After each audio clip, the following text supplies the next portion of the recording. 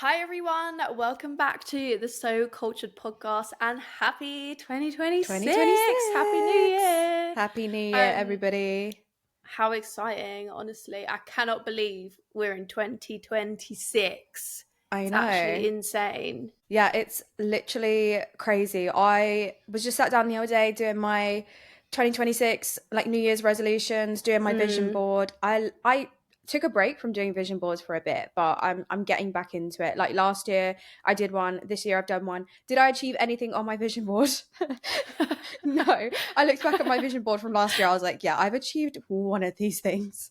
But that's fine. Really? That's fine. I never Yeah. make a vision board just to like avoid disappointment. Yeah, that is totally valid because I feel like every year I'm so extra with my vision board. Like, when am I ever realistic? Like, do you know what I mean? I'm putting a G-Wagon on there. Like, Liv, you're not going to get a G-Wagon, babe. I mean, be dream realistic. big. I'm here for it. And also, I don't look at it enough throughout the year. Like, I do it just for something to do, and then the rest of the year, like, I never look at that bitch again. Like, it'll be my phone wallpaper for like a week, and then I'm like, yeah, I'm bored of looking at this now. Okay, so what is one thing that you were like glad you achieved in 2025 then? I'm like, what did I achieve in 2025? Becoming single, actually. Do you know what? Like, I actually have to tell you this funny thing. Wait, to be fair, you bought a house? No, I bought that the year before. Oh. Yeah, it's been a while.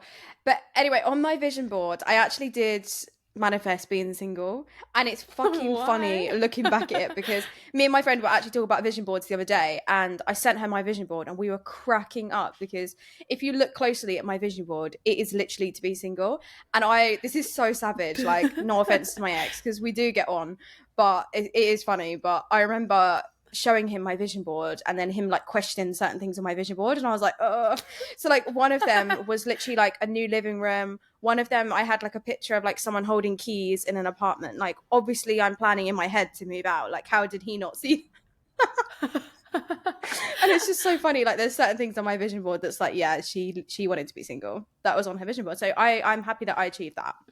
I guess you manifested being single, and if you're happy about it, then that's always a good thing. I am 100% happy about it. But what about you? Any achievements? I wouldn't say like any like proper. Oh, actually, I was gonna say not any proper personal achievements, but obviously I got fucking engaged. So there's that. But then on top of my head was like how much traveling I did in. I mean, I did so much. Load of traveling in 2024. But I kind of kept it up throughout 2025. So you really did. Like, guys, honestly, we were like trying to find dates, and Taz was like, no, sorry, I'm in Bali. No. I'm here, I'm there. I was like, pop off, queen. I love that for you. So yeah. But let's tell the listeners about 2026 resolution for the podcast, because if you guys are watching, you will see that we are wearing some t-shirts. We are wearing some t-shirts, and we just want to come on record and say, like, if you put it out there in the universe, you're more likely to do it, I feel. So you guys have been asking us for merch since like season 1, and we promise pretty much that 2026 is the year that we do it. We know you guys are wanting it.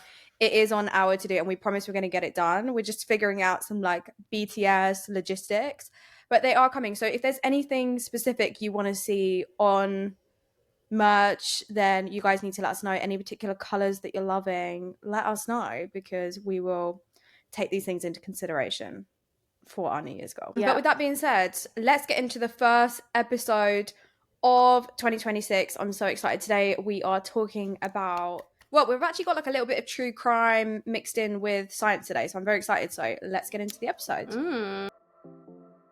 Welcome to the So Cultured podcast, where we explore science and tech unfiltered. We're your hosts, Liv and Taz, two girls who love STEM and spilling the tea. Each season, we take on a new theme, whether it's busting conspiracy theories, celebrating women in STEM, or breaking down the science in your favourite sci-fi films. And of course, in every episode, we spill the laboratory, where we share your wildest stories from the world of science. Let's get into this week's episode of So Cultured. In the late 1820s, Edinburgh was the place to study medicine. If you wanted to understand the human body, you went there. The lecture theatres were packed, surgeons were pushing the boundaries of anatomy, and the city really had a reputation for scientific brilliance. There was only one problem. You cannot teach anatomy without bodies, and legally, there were just not enough of them. Executions were declining, medical student numbers were rising, and cadavers became the most valuable resource in the city. So graveyards turned into battlegrounds, and families guarded graves at night, and all of this led to a thriving black market. At first, it was simple. People would dig up, I say simple, but it sounds a bit crazy, but people would dig up the newly dead, sell the body, and walk away. But in 1828, two men realized there was a faster way to make money, and they decided they didn't want to wait for people to die naturally. And so they started choosing who would die. One of their victims was a woman who had traveled from Glasgow with her 12-year-old son, looking for somewhere cheap to stay. They rented a bed in a lodging house on the edge of the city, but by morning, both of them were unfortunately dead. There was no blood, no wounds, and no sign of struggle, because their killers had suffocated them in silence and carried their bodies away in a tea chest as if they were transporting furniture. By that afternoon, the pair were lying on an anatomy table, sold to science for profit. And this was not an isolated act, it was part of a pattern. And over the course of roughly a year, many people were killed in almost exactly this way and sold to the dissecting rooms of Edinburgh. The men responsible became infamous, and their names were William Burke and William Hare. Before we go any further, obviously a content warning for this episode, because we will be discussing murder, medical exploitation, and the darker side of scientific history. So please listen with care or skip this episode if you feel that you need to. Yeah, what on earth? Like, I've genuinely never heard of this before. It sounds like something straight out of a horror film, to be honest. Mm-hmm. No, literally. I also had never heard of this, but it's quite big in like the true crime world and like history as well. But obviously there's like a scientific aspect to this. So that's why I thought it'd be interesting to bring it to this series and like bring awareness to this whole case, I guess. Yeah, for sure. But I think like the craziest thing for me about this is that it was kind of happening right in the middle of a really respected medical city, and it was all happening under the nose of some of the most celebrated scientists in Britain at the time. Now, if you don't know, Edinburgh in the late 1820s was a city that was actually split into two. So the old town was like the poorer side of the city. We had a lot of poverty, a lot of disease, and overcrowding was really common. Just a few minutes walk away was the new town, and it might as well have literally been a completely different planet. This was obviously like the richer side of town, I guess. This is where a lot of those really respected scientists lived and worked. And at the center of it all was a medical school with a global reputation. So as I said at the start, Edinburgh had really become the place to study the human body. And students came from across Britain, Europe, and even America, because Edinburgh promised something that other cities could not, which was access to anatomy. And we're talking like real anatomy, like not just drawings, not hearsay, not just like a random textbook, but you could actually work with human bodies that you could dissect, touch, and really begin to understand yourself. Now, here's the problem. You can't build a medical revolution out of diagrams. So for centuries, most surgeons learned from textbooks that were really outdated or copied from ancient texts. And some were based actually on animal dissections, because cutting open humans was obviously illegal or taboo. And it is one thing to read that a nerve connects to a muscle, but it's another to really trace it yourself with your own scalpel and see where it actually goes. So anatomy turned medicine from guesswork into something measurable. But anatomy also created a bottleneck, because each student ideally needed their own body to dissect. And one cadaver could not be shared, obviously, across hundreds of different students. Because obviously, once you dissect a limb or cut open the abdomen, it's done, and like you can't like stitch it back up and give the body to the next person, right? So by the 1820s, Edinburgh's medical schools needed dozens of fresh bodies every term. And there was no refrigeration, no modern preservation chemicals. And so bodies actually obviously decayed within days. And so if a teacher wanted to run a class, someone somewhere needed to supply the corpse for that class. Ugh. That is actually gross to think about, like bodies decaying, and then I didn't even think about the fact that they couldn't be refrigerated and it would have to be like fresh bodies every time. So I guess like before we start talking about them, where did the bodies come from normally, like before these murders were happening?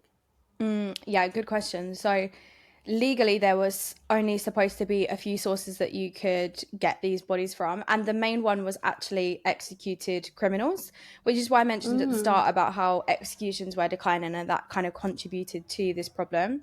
So obviously back then, like public hangings were a big thing, and so after someone was hanged, their body could actually legally be sent to a medical school for dissection as like a form of extra punishment. But as the criminal justice system softened, fewer people were executed and the supply really dried up. And then obviously eventually like public hangings were no longer a thing.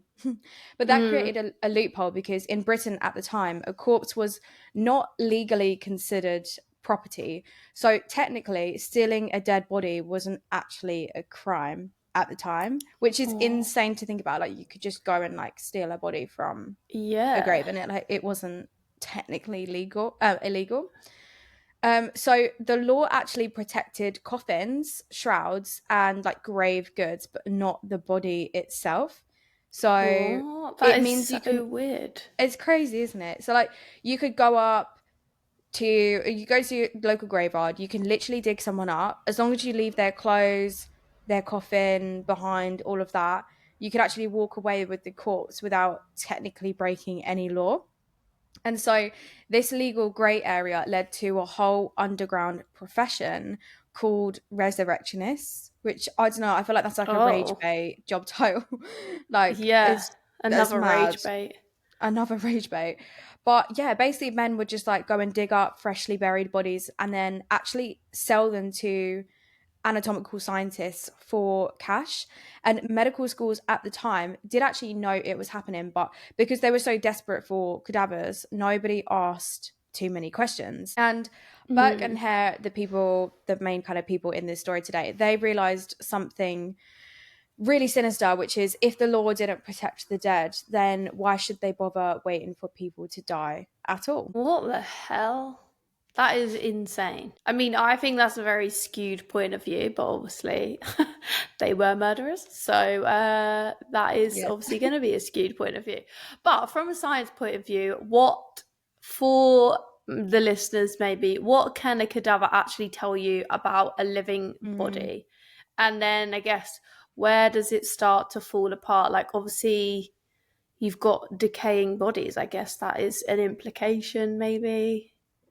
Yeah, 100%. So yeah, a cadaver is obviously like a really powerful tool in anatomy, but at the same time, like you say, it's quite limited if you're trying to understand like living physiology.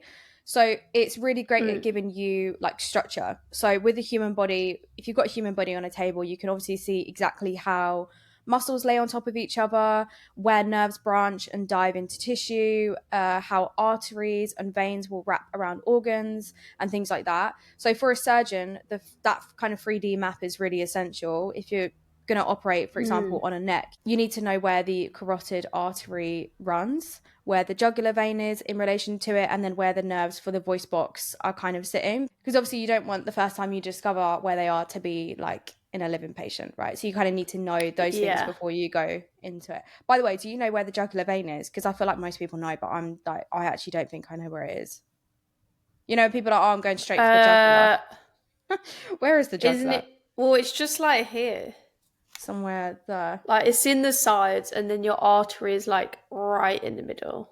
Oh my god, anatomy queen. I feel like you're just I so think it's clever like right in here. all areas of science. Like I know epigenetics and that's it, babe. That's all I got for you.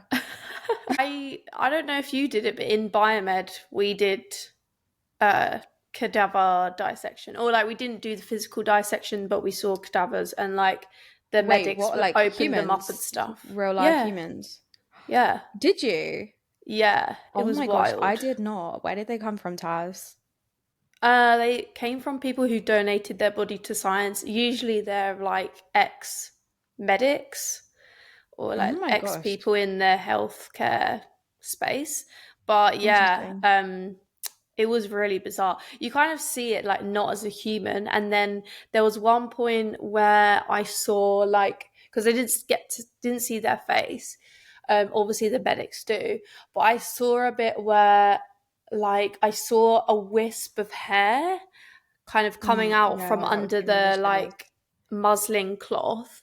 But it wasn't that, it was the fact that they had a wisp of hair and then next to it was like shaved stubble. And I was like, nah, that is like too human for me. It went from I being not yeah, to too human. So wild. that's insane.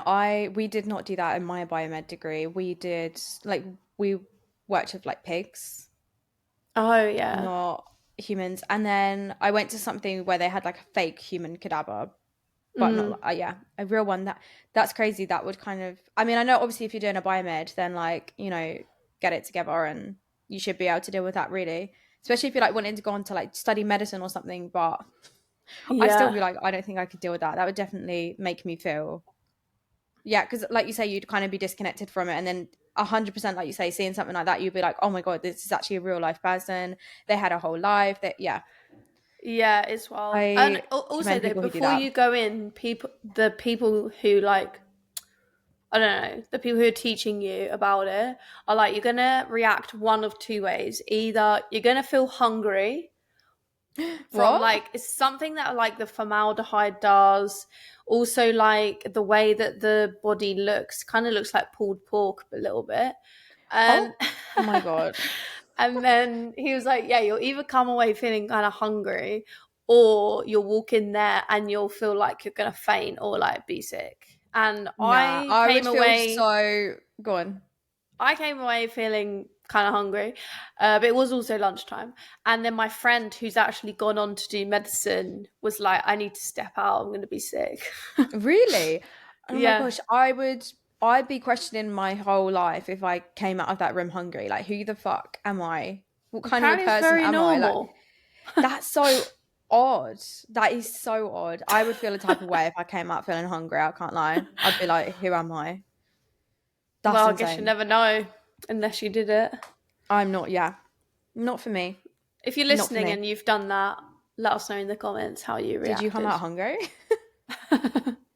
Questioning all of you guys. Anyway, back to your original question. So yeah, cadavers are really good for like that 3D structure, understanding where everything is, but obviously they don't give you life. So once someone has actually died, obviously the heart is no longer beating, the lungs are Mm. no longer expanding. Sorry, on that is like one more thing. I remember when we were using these pig cadavers, they like artificially inflated the lungs so we could see Oh yeah, what it. Did you ever do that? That was weird as well. I was like, this yeah. feels odd. Um, so technically, I guess you could artificially expand them, but yeah, cadaver, obviously the lungs are not going to do what they usually do. You've got no blood pressure, no electrical activity and all of that. So 19th century medicine ends up with a split. So they use cadavers to learn anatomy, the static layout of the body, and then they use animals and, very disturbingly in some cases, living humans to study physiology, which is how those structures actually work in real time. So that all depends on like how fresh the body is as well, right? So how fast would you say that the body becomes useless for teaching? Yeah, this was like one of my like main questions to this. So I was like, how long can you actually keep it? Because I'm going to tell like a really like more horrible story on this podcast and try not to cry as I tell you this. It's pretty gross, but Oh, I know where what you're gonna.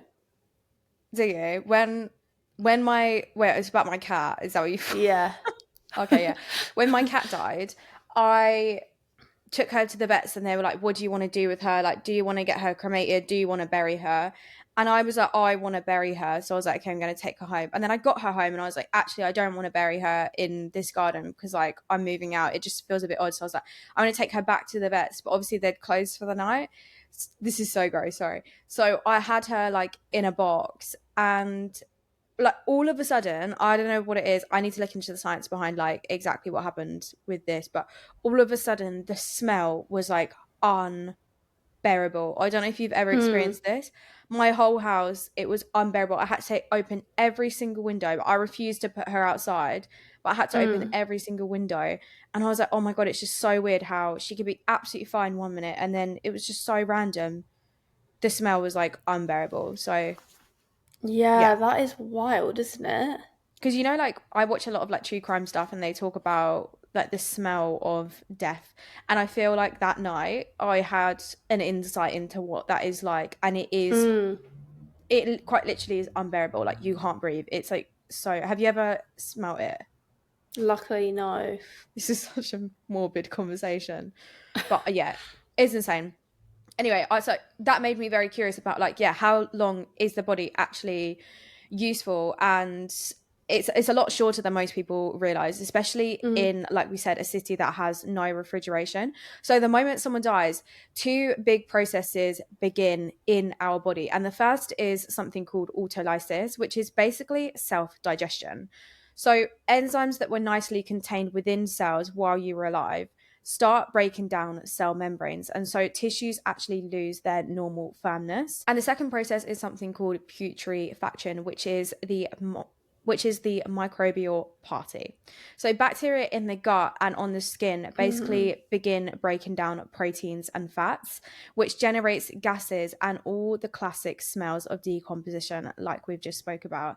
And in warmer conditions, the abdomen can start to bloat within a couple of days, and organs like the brain and liver can go from solid to almost paste.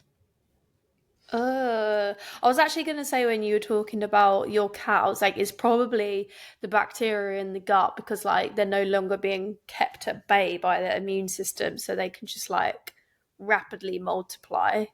Yeah. Oh, just gives me, yeah, like when I think back to that smell, like it was bad. It was bad because, you know, like again, when I watch these true crime things, that they'll say like, oh, the officers went into the house and like they could just smell death. And it is a very distinctive smell.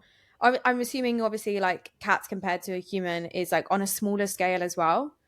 So I cannot even imagine. Like now when I watch true crime cases, I'm like, yeah, how did you cover up that smell? Because it was awful. Yeah. And I feel like it clung to everything. It was, yeah. Anyway, stop talking about that. But from an anatomical perspective, that matters because the fine structures are the first things to kind of disappear. So tiny blood vessels will start to collapse, and then the nerves will become brittle, or they just kind of like merge into the surrounding mush or like the paste, which sounds really morbid again, but that's what happens. And planes between muscles become a lot harder to distinguish. So from an anatomical perspective, obviously that makes it difficult for you, like as an anatomy student, if you're trying to understand the human body, right? Because if you wanted to trace, like for example, the branches of a facial nerve or understand the precise route of an artery through like the pelvis, for example, you obviously need tissue that still holds all of those things in place. So a body that's been in the ground for a week will still very clearly be a human body, but a lot of the high resolution detail that surgeons want for teaching would have already been degraded. So yeah, fresher bodies were what anatomy kind of needed, I guess. Wow, that is crazy. I feel like a lot of the time you don't really think about these aspects unless, like, I don't know, you have to be confronted with it, like you have, obviously.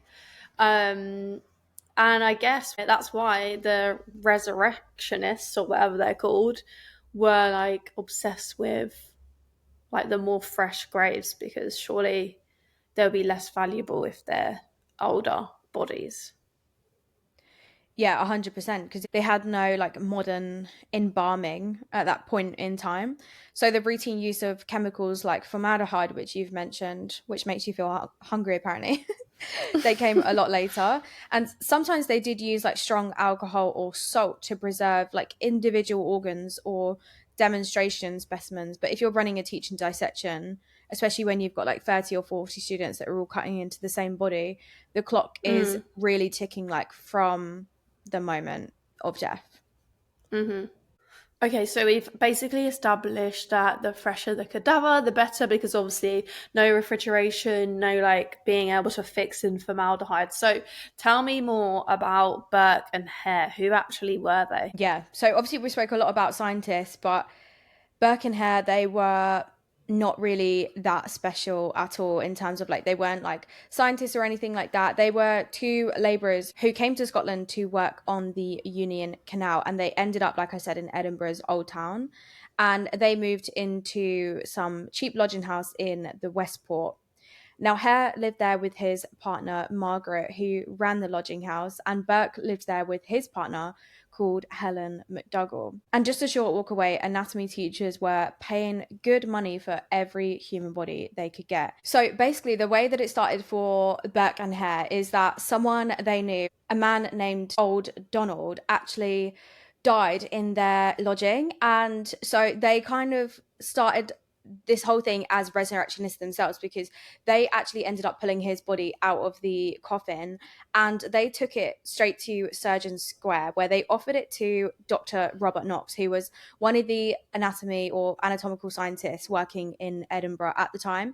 And by the way, Dr. Robert Knox, he was a professor who came over from France, and he was kind of the one who started this whole thing about like every student needing their own cadaver, because that's like a really common thing. Well, that was a really common thing in France at the time, and that was like the way that the French taught, and so he wanted to bring that over to the UK. So like before him, most students like weren't working on cadavers, so he was kind of like the whole one who started or like kickstarted this whole demand, right?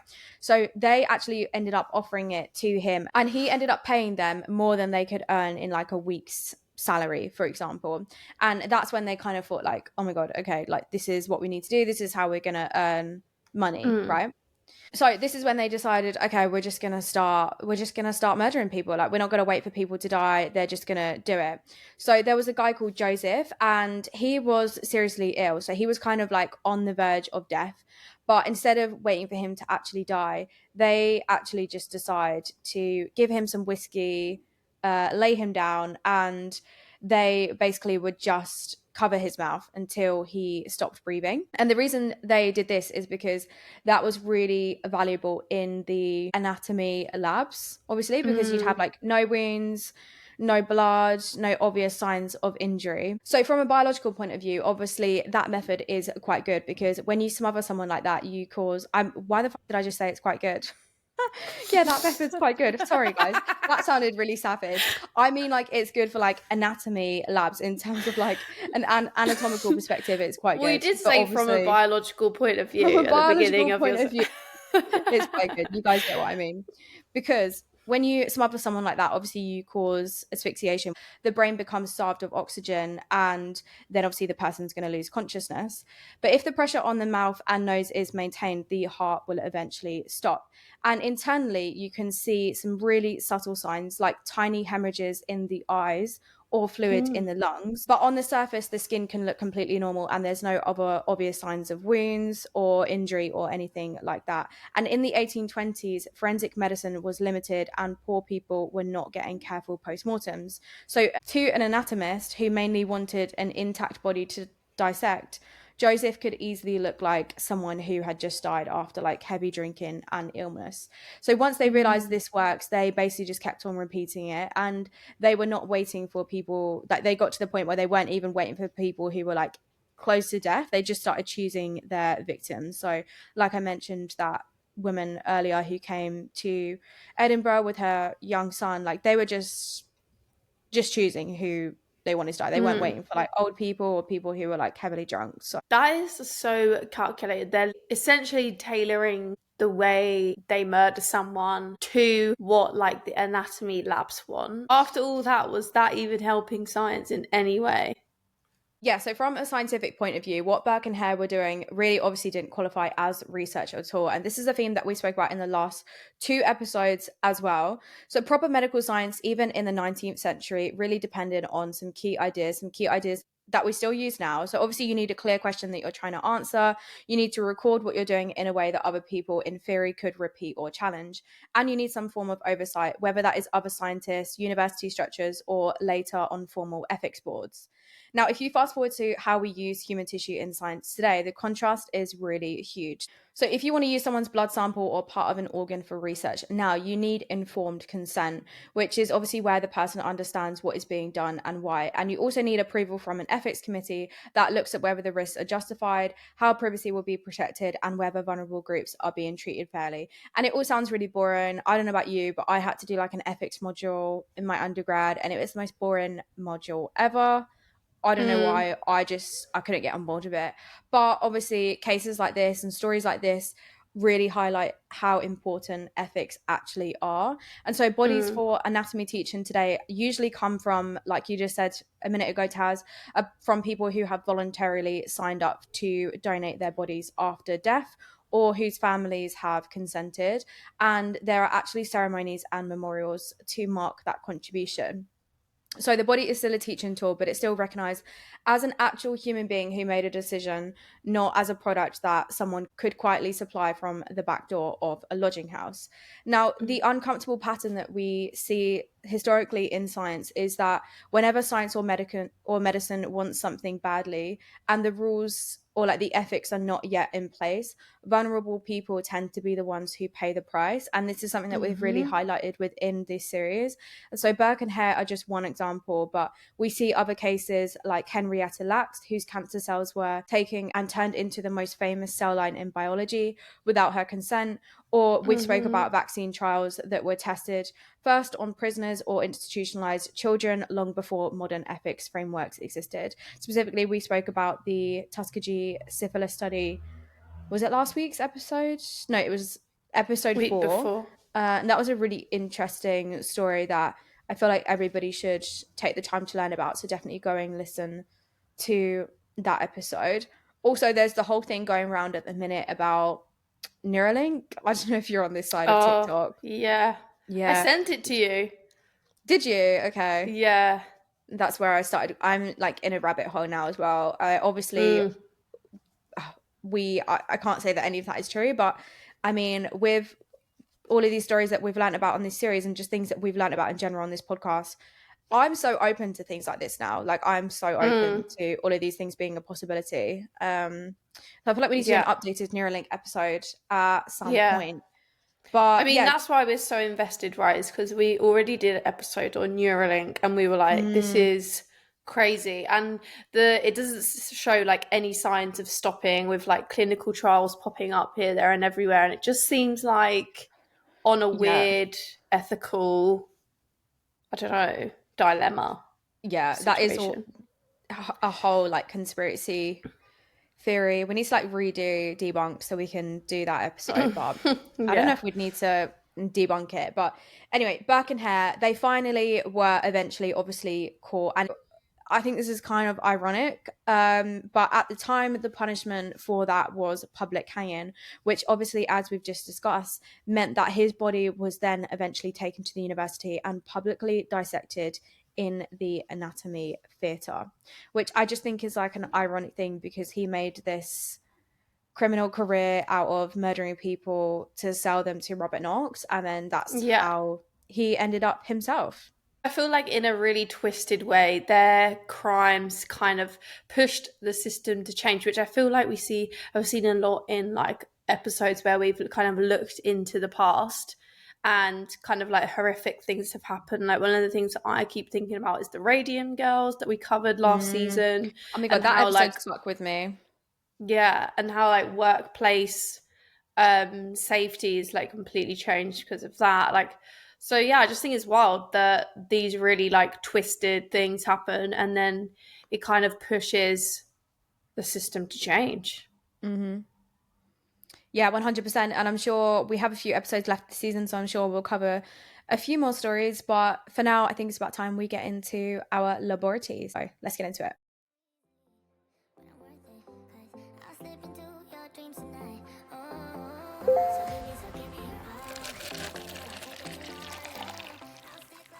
So the tagline for today's story says, I got kicked out of my lab over one failed experiment, which seems so extreme. What the hell? Okay, so it says, my advisor has been having issues with me during my third year as I could not get this Western blot to work for the life of me.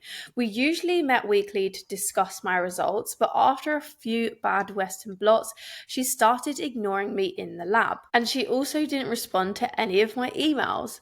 A month later, in June, my advisor sent an email to the dean saying that I have until mid-September to start showing progress. We sat down together and made a plan, and I thought our professional relationship started to get a bit better. But 2 months after the letter was sent, I come to our weekly meeting with results showing that the antibody is not specific, which is why my Western blot hasn't been working. Now, my advisor lost her mind. She started shouting at me, saying that I was not capable of finishing this PhD. Who are you shouting at, babe? She never wants to see me again. I'm trying to find a new lab, but I believe she's been telling other PIs not to take me, as everyone in our department is saying they're completely full, even though I've asked our option rep to check who has the space to take another student. I'm feeling totally discouraged. What the hell? I'm not bloody surprised, babe. First of all, who are you shouting at? Why are you shouting at me? Like, anyone who raises their voice in the workplace... I cannot be dealing with that. But Taz, can you tell me a little bit about a Western blot and like the antibody thing? Because I don't quite get that. Well, I must admit, I know you say like I do loads of stuff in the lab and I get loads of stuff in science. I have never run a Western blot, but I know you need antibodies to like detect whatever you're looking for on the Western blot. So her saying that the antibodies is not specific means that like she was using the wrong antibody the entire time. So and like, do you think that was that her fault? It's never gonna. It can be due to a number of things. So it could have been her fault. She didn't like check whether it was the right one, or it had expired, or it just was the wrong antibody. Can I make a really obvious point then, which is, she said like 2 months after the PI had sent this letter to the dean, which we're going to get into her emailing the dean because the hell. But it's been 2 months, and I'm sorry, but if you're like, where is your responsibility and accountability in this whole situation? Like, yes, it's her PhD, yes, it's her experiment, but like, supervisors exist for a reason. You're supposed to supervise. If your student is not working for 2 months, like, you also should have been like, okay, let's troubleshoot, let's go through step by step what's happening. And had you done your job, maybe you both collectively would have realized that the antibody was not specific way earlier. So it's like, take your accountability in this situation. I think too often PIs are just like, do you think you're just there for decoration? Like, we call you supervisors for a reason, because you are supposed to supervise. Micromanage? No. Do our work for us? No. But like, the whole reason you are there is to help troubleshoot specifically things like this. So it bothers me when it's like she's shouting at her and getting all annoyed at her, and it's like, take some responsibility for this. Yeah, I agree. I think like, if a student came to me and was just like, I can't get it to work, I mean, it is a bit of a silly mistake. But surely you would be like, you would expect them for a week or two to troubleshoot it themselves. But then if time goes on and clearly she's bothered by it because she's sending letters around, then surely you'd be like, right, let me just take an afternoon out of my week and come and help you, take an hour or two. Check the antibody. Like, I don't know. I completely agree with you that a supervisor is there for that reason, to be able to troubleshoot things with you, because I feel like as a PhD student, you are less able to see where things might go wrong because you just don't have that experience. Whereas a supervisor would have extensive lab experience to the point where they would be like, well, did you check this? Did you check this? Did you check this? Yeah. Did you check this? And like, clearly that has not been the case, because Something Also, like, what is it with PIs? Like, are you guys allergic to going in the lab or something? Like, why all of a they sudden none are. of you can't even go in the lab? Like, I Yeah. understand you're not going to spend all of your time there, but like, are they allergic to going in there for an hour? Like, are you okay? Yeah, I agree. And even if they are allergic to going in lab, pull some strings with like a postdoc that can help. Postdoc, Do you know what I yeah, mean? Like, like technicians, like there's so many people available in an academic setting to help you. Like that is one thing about academia is everybody's genuinely very helpful and willing to help each other and like chip in. So it's like if mm, you're not if you don't have the bandwidth yourself, why am I using such corporate language? We'll just circle back to this. If you don't have the bandwidth yourself, then pull other people in. Like, I just think there's no excuse for this. And also the fact that she wrote the letter to the dean is giving like, I am very aware that I am not doing my job properly. So let me quickly, as quick as I can, shift the blame onto someone else. shift the blame. Because why does the dean need to know about this PhD student? Well, Do I you know what I guess like mean? if in the supervisor's mind the PhD student's not making any progress, like she's been doing the same experiment over and over again. But it's like you say, as a supervisor, I feel like you are shifting the blame because it is your responsibility to like help a student get back on track. Or you know what, if the Western blot's not working, pivot, like do Do something something else. else, like find another way to like answer your research question. Like I just don't understand. Because Also, like the Western blot, you're trying to find like a protein. If we can't look at protein expression, let's look at RNA RNA expression. Like it's expression, not as yeah. good, but like it's even and you even if you can did it as a sanity check, right? Okay, like yeah, let's check that, like, are we seeing RNA expression? Like if yeah. we're not seeing any, then like it's going to help you narrow down your troubleshooting process, surely, Mm. if you start like doing other things. But can we circle back to what she said? Apparently her PI said to her, they never want to you're not capable of finishing this PhD and I never want to see you again. Am Yeah, I your that ex? is What do you mean you never wild. want to see me again? You're my supervisor, babe. Like, Oh what do you my mean? God. Can This you is the imagine your thing, and PI that's saying that to you? why no, I can't, because this is what I'm thinking. The supervisor is showing like abnormal levels of unprofessionalism. Like, not only Mm. are they clearly not good at their job because they're not helping this student at all, but also they're like shouting in a professional context, saying that they never want to see the student again, and then like making waves to like basically get rid of the student by writing to the dean. Like, you're not doing your job, hon.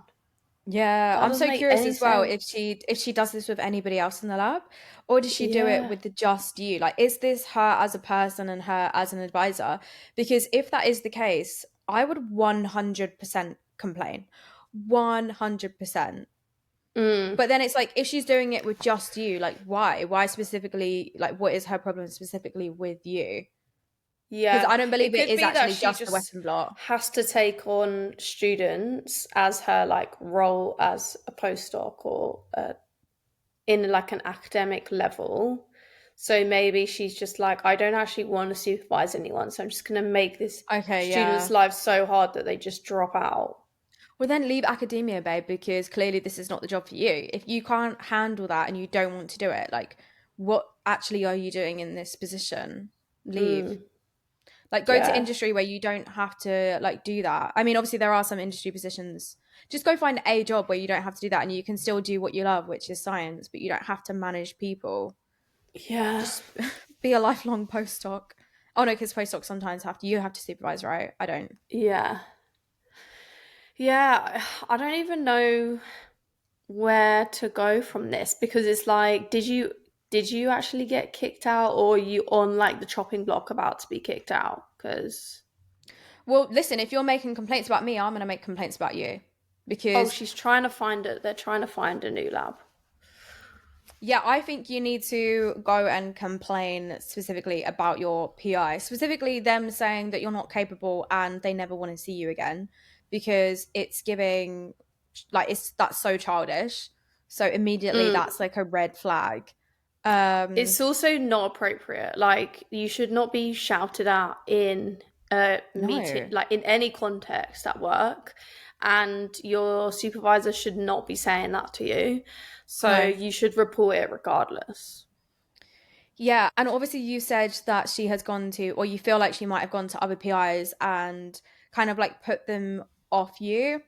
Obviously we don't know if that is the case, but I feel as though, just for our other listeners and for you in general as well, like it's really important to remember that you are allowed to talk to other people and other professors who are not your advisor. I think a lot of people kind of get into this headspace of like, I'm only allowed to talk to my advisor, and like it's weird if I go and talk to other PIs. No, like, so next time I think something like this happens for you, if you're struggling with a particular experiment, or any other listeners are struggling, and you're not getting the help that you require from your advisor who should be helping you, don't be afraid to go to other professors. Like, you are, at the end of the day, like, you're not this person's employee, like they are just your advisor. And so if they're not doing their job, like, don't feel like you owe them any kind of loyalty in the sense that you're not allowed to go and talk to other people. Just go to another professor who you know does regular Western blots, even if they're in a completely different specialty. You can go to them and say like, hey, I'm having this issue. And like I said, most people want to help you, and I think that's going to do one or two things. Number one, you're going to get the help quicker that you need, and you're more likely to solve whatever issue you're having. But then also, that is just interaction with other people, right? They can then start to form their own opinion on you and you as a scientist. So even if they have this other person coming to them and be like, oh, this person's rubbish, this person can't do that, like, if you have already established a relationship with these people, then they're less likely to listen to that as well. So that's probably not particularly useful for you right now, but maybe that will help other listeners. Like, definitely make an effort to form relationships with other PIs in your department, because it can pay off in so many other ways. Like, even once you finish your PhD, if they have a postdoc going and you guys already have like a good relationship, they're more likely to come to you or for collaborations and things like that. So yeah, make sure that you are like doing your own networking within your department, because it can be so beneficial in so many ways. Yeah, I completely agree. I just think for this listener specifically, I feel like it's really abundantly clear that the supervisor has not done their job properly. And it's like, at the end of the day, the PhD student did troubleshoot it themselves and they did find out what the issue was. But it's really frustrating because the supervisor probably would have been able to like get the student to come to that conclusion a lot sooner than like 2 months. 100%. And she didn't do that, and that's why she's mad, and that's why she's like, oh, that's why she's shouting at you, and that's why she's right. Yeah, she's deflecting 100%. So yeah, don't question yourself. Like, you are the student, she is the supervisor. Keywords being there, that's all you need to know. You are a student, you're still learning. She's supposed to be helping you in that learning process, and she failed to do that, and that's why she's so mad. Yeah, and honestly, as a PhD student, don't feel that any mistake is a silly mistake. Like, we've all done something failed so experiment. stupid. Yeah, you weren't progressing for like 2 months because of like this mistake, but you, at the end of the day, you're the student. You're allowed to make these silly mistakes. And even I make silly mistakes now all the time. Every single person who's done a PhD has had that 2 months. Like, we all had, it's a canon event. It is another PhD canon event. Especially to in have third those year. 2 months. Yeah. To have those 2 months where you're like, just like battling something every single day. And then when you realize what it was, you're like, oh my God, I'm such an idiot. How did I not realize this? It's a canon event. Don't feel bad about it. It happens to everybody. It doesn't mean that you're a rubbish scientist. It doesn't mean that you don't know what you're doing and you're not capable. You absolutely are. It's just a canon event. Don't worry about it. But Taz, what would you say? So she's like obviously trying to go with another lab, go with another professor. Like, any last minute advice on that section? Yeah, I think don't be afraid to report the behaviour to the academic board or your... Yeah, we need to be reporting these PIs. They get away with too much. Yeah. We need to be reporting them. Report it to your HR department, student office. We don't get paid enough for this, guys. Exactly. Like, it's not appropriate to be shouted in that way. And also, like, you did mention that you are in third year or fourth year. So write up that thesis. Write it up. Get the fuck out of there. Get your PhD. And just go to a completely new lab if you can. If you can't, then just keep pushing to move, honestly. So, yeah. Yeah. I agree. And yeah, I think go and talk to the dean yourself. That's what I do. Yeah. I'm going to send you another letter today, babe. Yeah. Another letter. But yeah, we need to be bolder at reporting these PIs, because let's not forget that they are scientists. They're not managers. They have no manager training. And some of them need to be reported, to be honest, because they don't know how to manage, a lot of them, because they're not taught how to. And Yeah. I think it means they get away with too much. So let's crack down on these crazy PIs. Toxic PIs, yeah. Yeah.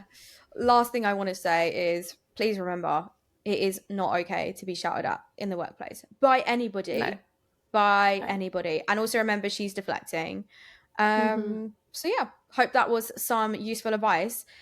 Please write in and let us know any additional information that you want to, or just let us know how it goes. But we wish you all the luck. You are in your third year. You're so close to finishing. You've got this. Stick it out. Don't beat yourself up about the PhD canon event. That happens to everybody. And yeah, good luck with your thesis. And we want to see a graduation pic from you when you're done. Yeah, 100%.